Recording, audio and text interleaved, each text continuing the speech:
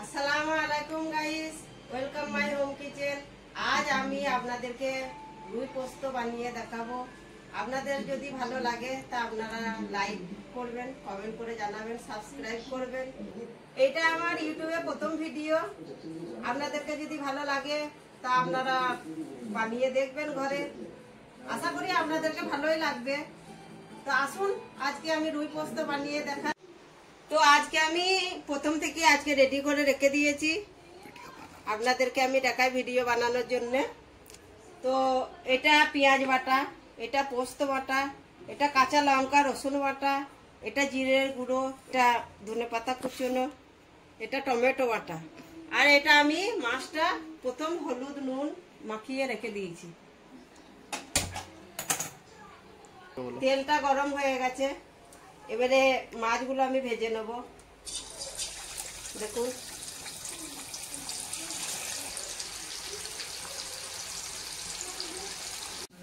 মাছটা আমি হালকা করে ভেজে নিয়েছি। এরকম করে আমি সব মাছগুলো ভেজে নেব। এরকম করে দেখুন আমি সব মাছগুলো একরকম কালার করে ভেজে নিয়েছি, এরকম গোল্ডেন কালার করে ভেজে নিয়েছি আমি। মাছটা ভাজা হয়ে গেছে, এবার আমি কড়াইয়ে তেল দিচ্ছি। কড়াই গরম হয়ে গেছে, 2 চামচ তেল দিলাম। এবার আমি পেঁয়াজ বাটাটা দিয়ে দিলাম, 4-5টা শুকনো লঙ্কা দিয়ে দিচ্ছি।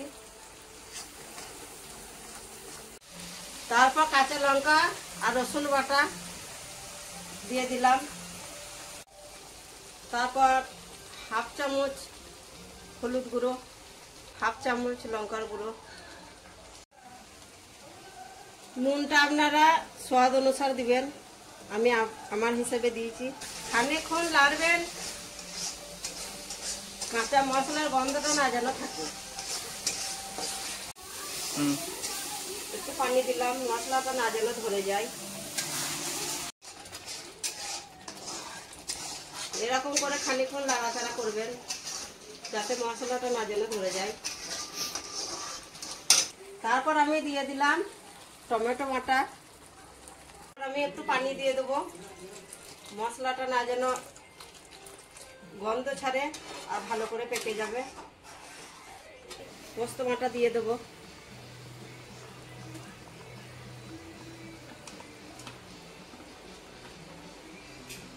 পোস্ত বাটা দিয়ে দিলাম, ভালো করে নাড়বো। একটু পানি দিয়ে দিলাম। এবারে তরকারিটা হয়ে গেছে, দিয়ে দেবো ভাজা মাছগুলো। আর ধনেপাতা কুচনো দিয়ে দেবো, তারপর জিরে গুঁড়ো দিয়ে দিলাম।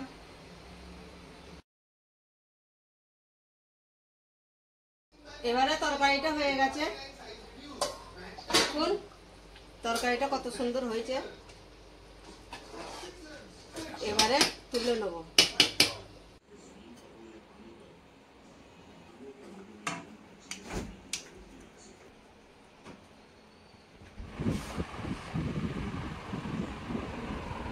আমার ভিডিও দেখার জন্য শুকরিয়া।